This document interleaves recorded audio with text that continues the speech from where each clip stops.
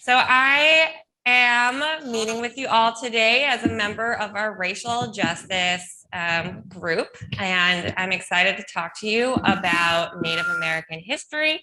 I will be honest, I am not an expert in this area, and I find that that is just one of the key components for racial justice is knowing that we are not experts, and just making sure that we are in an open space and we feel like we can learn together. And unfortunately, now my PowerPoint is being sad and not starting. But what is important too is just to recognize that we are here meeting virtually in your homes or here at St. Andrews and a land that is, oh no, that is not good.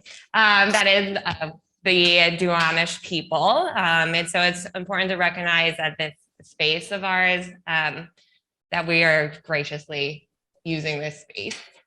And one day my PowerPoint will start up again. What I had, if you guys were joining in earlier, was just some music playing from Duwamish people. It was music with the drums as well as chant. And music is one of the best ways to help share the stories and continue the ties of culture. So I just always like to share something fun and interesting to listen to. And hopefully I'll be able to share that again with you all at some point. There. Can you guys hear the flute? Perfect. We're back on track, everyone. Happy Sunday and this new hybrid format. But yes, so here we are at St. Andrew's Church, acknowledging our space. And there are fun sites that you guys can utilize yourself to help know where your address is located. I am originally from Connecticut, so it was interesting to see about the Native tribes from Connecticut as well. And you can find all of that on the site that is on the screen, native-land.ca.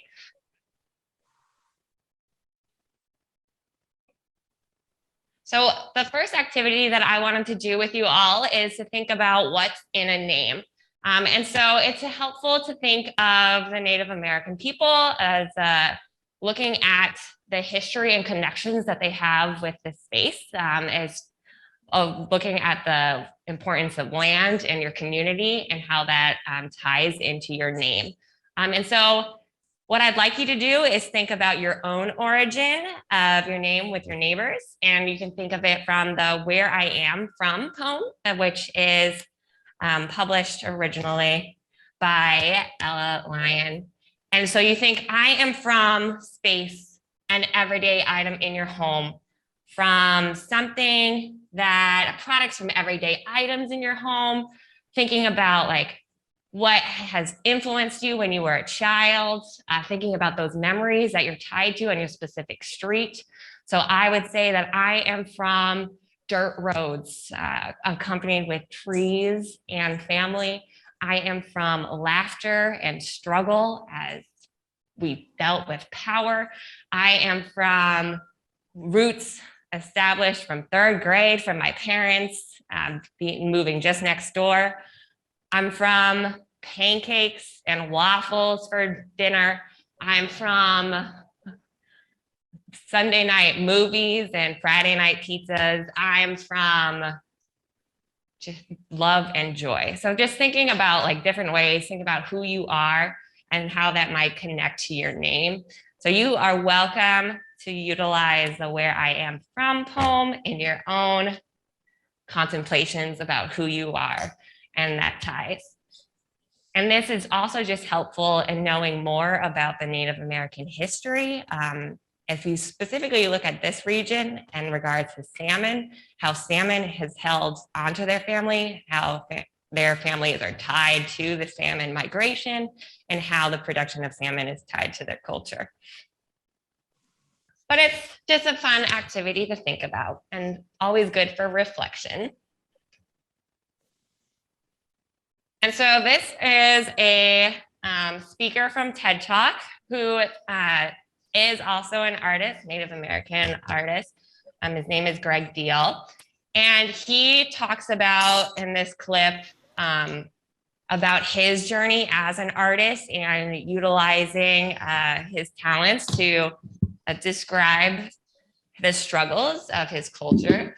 And he, in particular, this, to be blatant, this is an older clip. So some of the references that he have, like for example, the tribal football teams, names are no longer in play, that's recent changes, but the story is important. Before I get started, I want to take the opportunity to recognize that we are. And I'm just going to start playing at 7 minutes in just to make sure we respect our time. And he introduces his family and his stories as well. So it's a fun clip to listen to if you would like the whole clip. So this brings me to my work. As an artist, I've found that the only way to function as an artist is that you have to work within the bounds of what Western culture expects you to do. They expect us to be painting cowboys and Indians.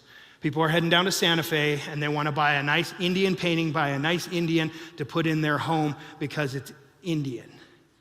And as a result of that, we're one of the few subcultures in the art world that is actually being controlled by a Western buyer's market that decides whether or not there's value with our stories. And it's a risk. I mean, if I do anything different than that, it is an inherently professional risk. So I've decided to take a professional risk. I am working under the premise of what does contemporary indigenous art look like when it is not informed by a Western buyer's market. So the first piece I created for that is this piece. It is a self-portrait. I was in kindergarten, and it's a seemingly innocent image, but it's titled Prairie Nigger, because that's what the kids called me when I was a kid. I went to an all-white school. I was the brownest kid that was in school, and that is what they called me. And I don't say that to be decisive or blasé about a word, but to illustrate the intersectionality that exists within the language of racism and intolerance. And this is how I experienced it at the age of 5 or 6 years old. And this is not a unique story for Indigenous children. This is happening all over the country. And the reason for that is because nobody has any context to who or what a Native person is. There is no value to our stories. In fact, this piece has been rejected from 2 shows, one of which they asked me to bring the piece, and 2 days later said, we can't hang this because of the word that's there, for a Native voice group show. So you can see there's not even space for our stories, the stories that don't make sense, the stories that don't fall in line with that cowboy and Indian narrative. I just finished this piece. I don't have a title for it yet. I was talking to a good friend of mine. He's from a neighboring tribe, the Timuok, Western Shoshone. And his people went to the same boarding school as my people did. My grandparents went to Stewart Indian School. It's in Nevada. And he told me this story they heard from his elders, and I wanted to share it with you guys. The story goes, there was this young boy, he's about 5 or 6 years old, and he shows up at the boarding school. If you don't know what a boarding school is, please look it up. It is a forced assimilation school where culture was literally beaten out of Indigenous children. They started in 1879, and they went clear up into the 2000s. And what this happened is this boy shows up, they cut his hair, they scrub him clean, they put this burning talc on him, right, to get rid of the lice because they think Indians are dirty. And then the woman who's bathing him realizes that his elbows and his knees are darker than the rest of him, which is common for people who have a little melanin in their skin. And so she assumes he's dirty, and she scrubs his elbows, and she scrubs his knees. And she takes the skin off until they're bleeding. And he goes to bed, and he's crying, and he's upset, and he spends most of the night crying. And when they come back in to find out what all the noise is, and they turn the lights on, they see that he soiled the sheets with his blood. So they grab him out, they take him into another room, and they beat him for the next hour. All the kids in the boarding school can hear what's happening. And then it goes silent, and those kids never saw that child again. I wanted to paint this picture because this is what I thought of. A child standing naked and afraid with bloody elbows and with bloody knees. And under the things that I've told you, under the requirements that we have in order to be the best Indian we can for you, these stories don't matter. I maintain that they do matter. And I'm standing here as a result of I stand here as a protest of the policies that were put upon Indigenous people. I stand here in spite of those things. I am my grandparents' greatest dreams that were never supposed to come true. And now,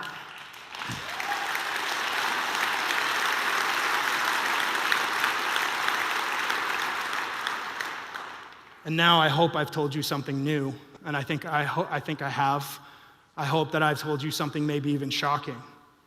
And now you're all responsible for that information. Stories are to be carried, stories are to be held, stories are to be revered. What are you going to do with that information? If you leave here and you decide to do nothing, you are complicit in the actions of those who came before you, who helped you get to this place. Your ancestors, whoever they may be. But maybe ask yourself this: are you making spaces for Indigenous people in your home and in your workplace? Are you creating inclusion in those places? Are you realizing that as you walk these lands, that there are people who walk these lands before you? That these are sacred and important things, and that Indigenous people are still here, and that we matter. And we will always matter, because this is the land of our inheritance. This is the land that the Creator gave us. So what are you going to do with that information? Thank you.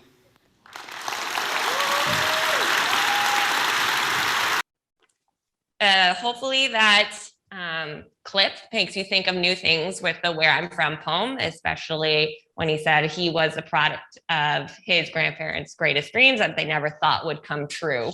And I was just reflecting again from Connecticut. In our textbooks, the Native American story was very traditional in terms of Thanksgiving, Plymouth Rock, all that fun jazz, happy-go-lucky world with the relationships that existed. We didn't hear about any of the other struggles that might have happened in the area. We didn't learn about the land and how they moved away from that land and what that looked like. Just basic stats and statistics, maybe a few different articles depending on the history teacher and what personal work that they would have invested into the class. So just a reflection point for everyone here, whether you're at home or in the chat, is like, what is the relationship between Washington State look like with the different tribes? From what you know, would you say that was happy-go-lucky, kind of scary, mischievous faces or angry faces? And you are welcome to use poll. There's a polleverywhere.com. If you text Becca Peel 230, you could make a response look like that, but it's okay. We don't have to do it. Just in general, would we do thumbs up, thumbs down in the middle in this room here? Never thought it was good. See? Yep. Any other thoughts about the relationship? And Jean said it depends on who's looking. That's a fair comment. So Jean was talking about different perspectives. Any other thoughts from the room? We see some We've had some entries in the chat saying very poor, not good, good for white people, lousy for tribes. Yeah. White supremacy at its finest. Exactly. Perfect. And I appreciate the chat responses. So if we look at Washington history, and I'll be honest again, this is a lot of new information for me. I didn't know about the fish wars that existed out here. It's not something that was taught to me in Connecticut. So I found it was very interesting to learn a lot more about it.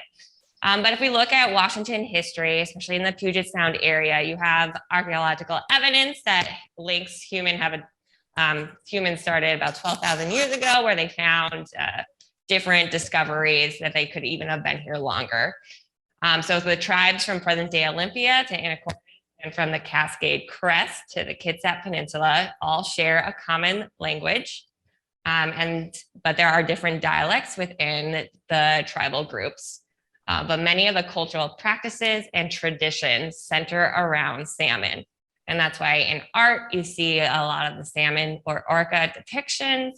A lot of the group activities are centered around salmon collection, how you then store salmon and or be able to just pass it out to your different neighbors. Yes. We have a question from the crowd.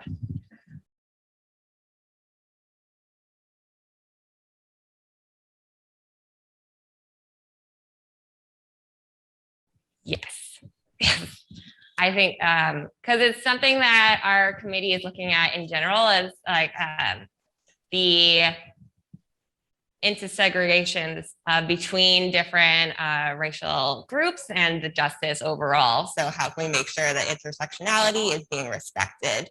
Because yes, so that's something that we've talked about and ways that we can look at maybe at our annual meeting of having a land acknowledgement at that meeting as well. So the practices that we can do to make sure that we are coming from an equitable standpoint. Great question.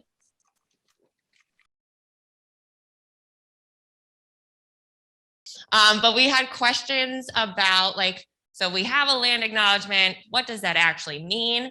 And what does that do for anyone? Is there any follow-up action? And so we were talking about like, what additional steps can we take? And it was shared that there are ways that you can then pay rent towards different tribal organizations. If you have that land acknowledgement in place, you can also give funds to those groups so that they can support different cultural practices that they have.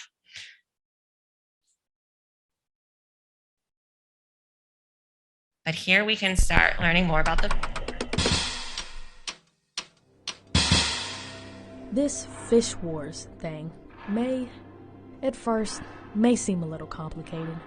But I think if you look closer, you'll find it's very simple. First, a brief background. A long time ago, the Indians of the Pacific Northwest had a pretty good deal. They had what must have seemed like an endless supply of food. Salmon, varieties of fresh fruits, cedar and fir trees, Medicines, elk, bear, cultural connections with neighboring tribes, art, music, dance, clean water, and best of all, a giant supply of salmon. Now, the fish wars. Look at the fish wars as 4 simple truths. People moving from the east to the west did so to get land. The Indians were coerced to trade away some of their land through a bunch of treaties to the United States. Why would they trade away their lands? To keep access to food.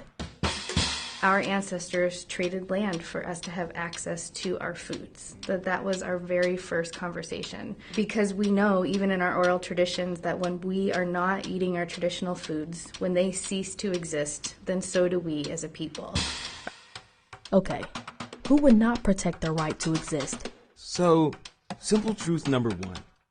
Indians did sign treaties that ceded some of their land, but they did not cede all of their lands or their rights to their food. Okay, the tribes had everything. They had the land, they had everything. They granted certain rights to the United States, and that was land. But they reserved all those rights they had before. They reserved the right to fish, hunt, and gather in their usual and accustomed lands and waters. Forever. Even on lands they had ceded. Forever. Sir, forever. Like infinity forever. Jump ahead. The Northwest Territory becomes the states of Washington and Oregon. Thousands more people arrive out of the sunrise, looking for free land. And now, even free natural resources. Lumber, minerals, fish. To increase their control over natural resources, the salmon, the new state governments create laws restricting the Indians' treaty rights to fish. So, simple truth number 2, states can't do that. There was a tremendous amount of harassment and persecution, prosecutions by the respective game departments of the state of Oregon, the state of Washington, on tribes who were attempting to assert their traditional rights that were secured by treaties. And even though the United States issued court orders to stop bothering the Indians who were fishing, the states of Washington and Oregon kept violating the Indians' treaty rights. And that brings us to simple truth number 3. Time to take it to the streets. Well, in this case, take it to the water. Fish wars.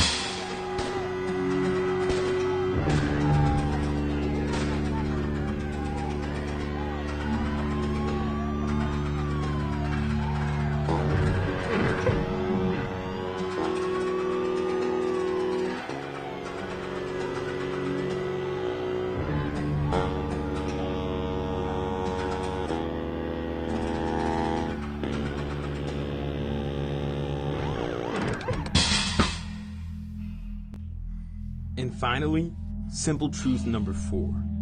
It sometimes gets personal. I think we have to blame some of the problems that tribes face on racism. I think we have to be honest about that. It is racism because we don't want another group to have something we don't have. As much as we wish it weren't so, when different cultures collide, and there are disagreements, good old Mr. Racism is often to blame.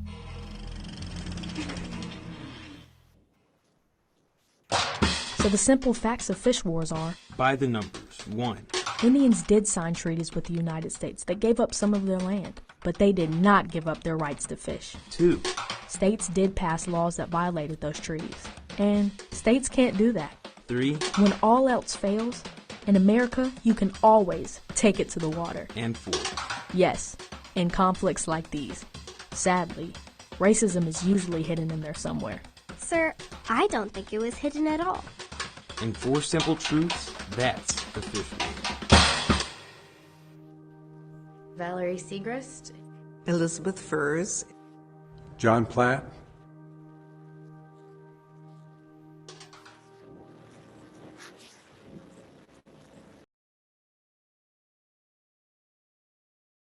But yeah, so the site is continuously being updated because there are still new court cases, new actions that youth are taking, as well as other groups to look at the impact still of the fish wars on this area.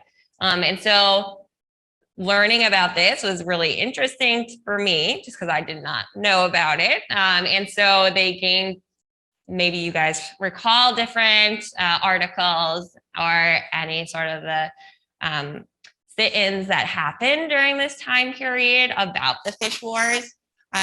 The issue being that when you look at Indigenous people, they're a nation, and the states cannot create treaties with other nations. That is a U.S. as a nation is supposed to be doing that. And so that's what the court cases were looking at, the interpretation of Indigenous people as a nation versus states' ability to take away those rights. And that's why you have the different decisions in court and why the interpretations have resulted in the fish wars.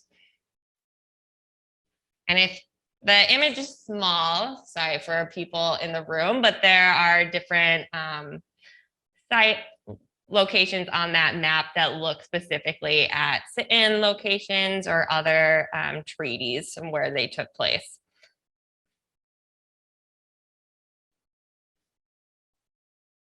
So we look at the impacts of justice.